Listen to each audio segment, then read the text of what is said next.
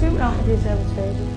Hvad i helvede skal det betyde? Anonyme breve med mordtrusler. Var du tjekket de ansatte? Hvis vi finder ud af noget, så skal jeg nok sige til. Michael havde en elskerinde. Flyt dig! Tak fordi du ringede så. Hvad fanden vil være nok? Det kan du da ikke leve med. Hvad helvede er det her? Du kan sgu da bare pisse af, hvis du ikke tror på mig. Nu er der tige stille, hvis jeg fortæller dig, hvad jeg vil. Vil du ikke godt bare lade være? Hvad jeg gør, hvis jeg var hende. Ja, det er jo lige præcis det, jeg spørger dig om. Flere breve. Blå kuverter, som bliver sendt til hans klinik i København. Nej! Nej, du må ikke gøre det!